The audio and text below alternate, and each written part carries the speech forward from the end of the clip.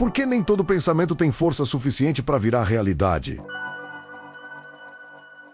A maioria dos pensamentos passa pela mente como fumaça. Vem, distrai, some e não constrói nada. O pensamento que transforma a vida é diferente. A maioria acha que pensamento é só uma frase dentro da cabeça. Tipo, quero ganhar dinheiro. Quero mudar de vida. Quero ser mais confiante. Quero ter sucesso. Mas, segundo a lógica de pense e enriqueça, isso ainda não é pensamento no sentido poderoso da palavra. Isso é apenas ideia solta. É como uma faísca que aparece e desaparece. Ela ilumina por um segundo, mas não esquenta nada. A maioria confunde pensamento com vontade passageira. A pessoa pensa: eu queria ter mais dinheiro. Mas, 5 minutos depois, ela volta para os mesmos hábitos, os mesmos medos, as mesmas desculpas e as mesmas distrações. Então aquilo não virou pensamento dominante. Foi só um desejo fraco passando pela mente. O pensamento que Hill fala é diferente. Não é apenas imaginar. Não é apenas sonhar. Não é apenas repetir frase positiva. Não é só pensar positivo. O pensamento verdadeiro é quando uma ideia começa a ocupar espaço dentro de você até influenciar suas escolhas. É quando você não apenas pensa, eu quero enriquecer, mas começa a perguntar: como eu posso criar valor? O que eu preciso aprender?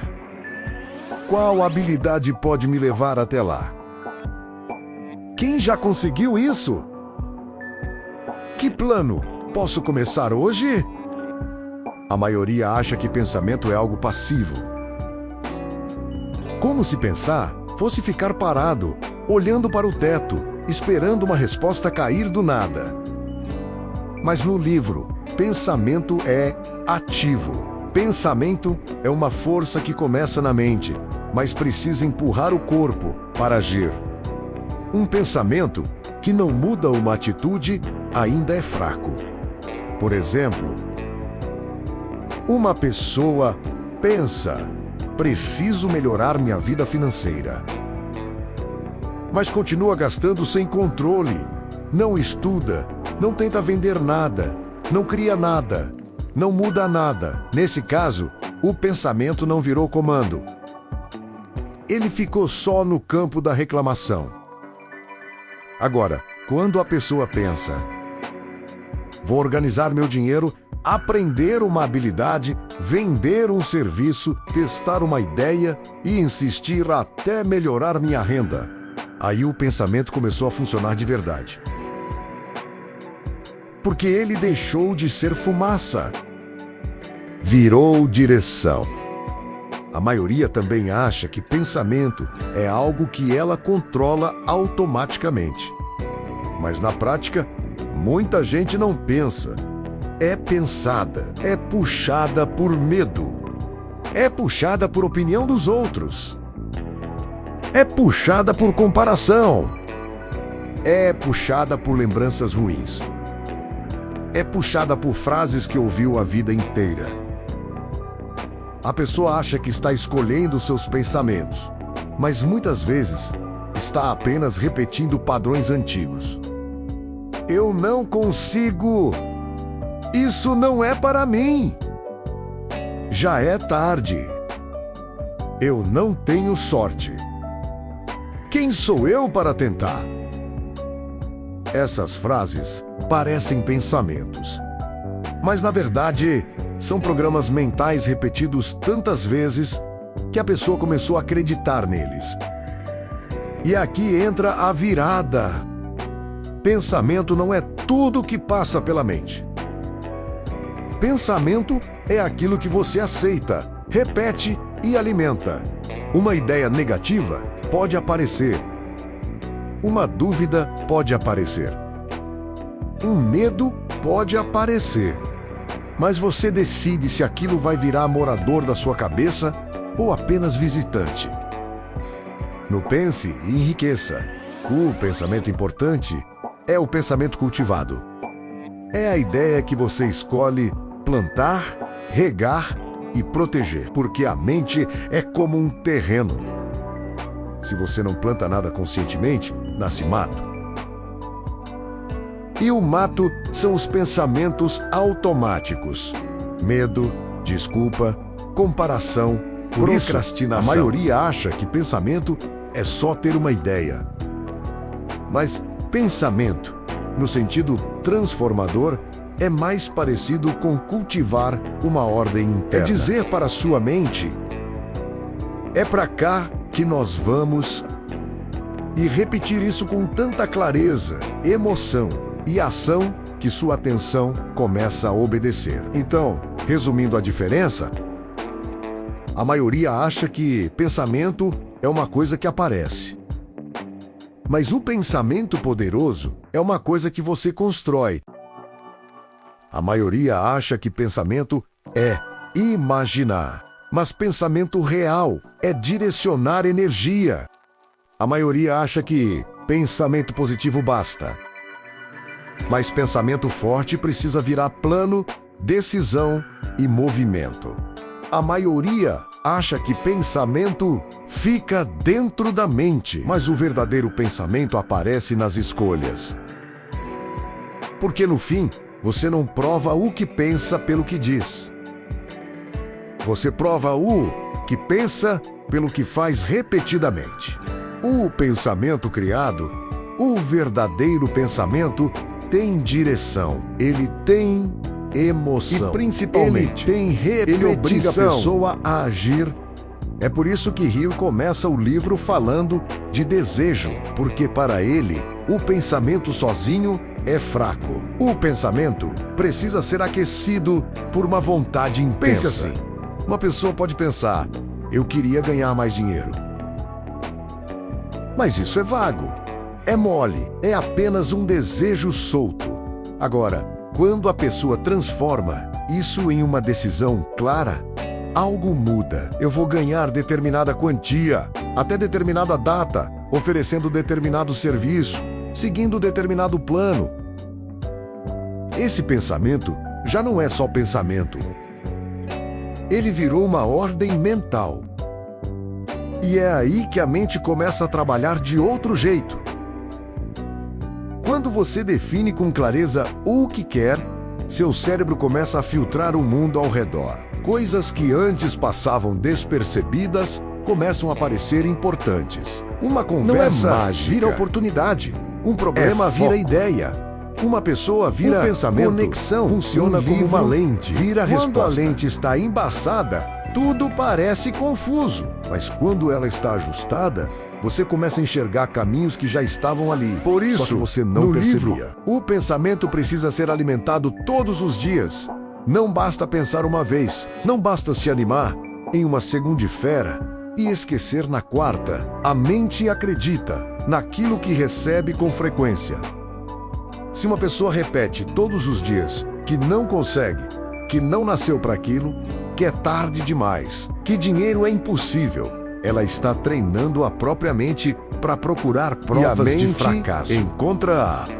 Mas se a pessoa repete com clareza o que quer, visualiza o resultado, sente aquilo como possível e age em direção ao objetivo, ela começa a treinar a mente para buscar soluções. Esse é um ponto central. O pensamento não trabalha sozinho. Ele procura confirmação. Se você acredita que não consegue, sua mente procura motivos para desistir. Se você acredita que existe um caminho, sua mente procura possibilidades. Se você acredita que pode aprender, sua mente presta atenção nas oportunidades de aprendizado. É como se o pensamento fosse uma semente. Mas uma semente jogada no concreto não cresce. Ela precisa de solo, água, luz e tempo. No livro, o solo é o desejo. A água é a repetição. A luz é a fé. E o tempo é a persistência. Sem isso, o pensamento morre antes de virar alguma coisa. Hill também mostra que o pensamento ganha poder quando se mistura com emoção. A emoção é o combustível. Uma ideia fria dificilmente move alguém, mas uma ideia ligada a uma dor, a um sonho, uma pessoa que apenas pensa ou a uma ambição, quero melhorar de vida, passa a ter energia. Talvez não faça nada, mas uma pessoa que pensa, eu preciso melhorar de vida para dar segurança à minha família, sair das dívidas e provar para mim mesmo que sou capaz. Tem outro tipo de força. O pensamento agora tem raiz emocional. E quando o pensamento tem emoção, ele se fixa melhor na mente. É por isso que a autossugestão aparece no livro. A ideia é simples. Aquilo que você repete para si mesmo, com emoção e clareza, começa a influenciar suas decisões. Não significa que basta repetir frases bonitas e esperar o dinheiro cair do céu. Esse é o erro de muita gente. A mensagem real é mais prática. Você programa sua atenção, sua coragem e suas decisões por meio dos pensamentos que aceita como verdade. Se você alimenta pensamentos de medo, age com medo. Se alimenta pensamentos de incapacidade, evita desafios. Se alimenta pensamentos de objetivo, começa a procurar caminhos. Se alimenta pensamentos de ação, se move. Pensamento, então, é o ponto de partida do comportamento. Antes da ação, vem uma ideia. Antes da ideia virar plano, vem uma decisão. Antes da decisão se manter, vem uma crença. E antes da crença se fortalecer, vem a repetição. Por isso, quem controla o próprio pensamento começa a controlar a própria direção. Mas aqui está a parte mais importante. Pensar não é apenas imaginar. Pensar é escolher o que vai comandar sua energia. Todos os dias, a mente recebe estímulos, medo, comparação, notícias, opiniões, críticas, lembranças, desejos. Se você não escolhe um pensamento dominante, qualquer coisa escolhe por você. E quando qualquer coisa escolhe por você, sua vida começa a ser guiada pelo acaso. No método de Pense e Enriqueça, o pensamento dominante precisa ser construído conscientemente. Você define o que quer. Você escreve, você repete, você imagina, você sente, você cria um plano, você age, você ajusta, você persiste. Esse ciclo transforma pensamento em comportamento, e comportamento repetido transforma resultado. Agora, fechando o loop. No começo, eu disse que você não pensa só com a cabeça. Você pensa com desejo, emoção, repetição e ação. É isso que diferencia um pensamento fraco de um pensamento criador.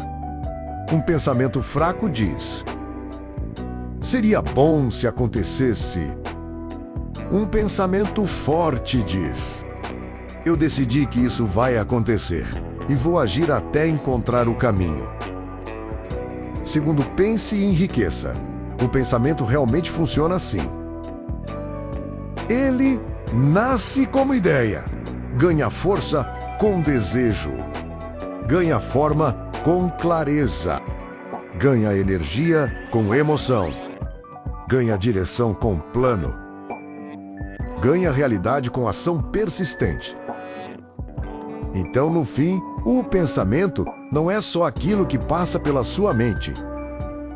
Pensamento é aquilo que você permite que fique, cresça e governe suas escolhas. E quando um pensamento domina sua mente por tempo suficiente, ele começa a moldar sua vida.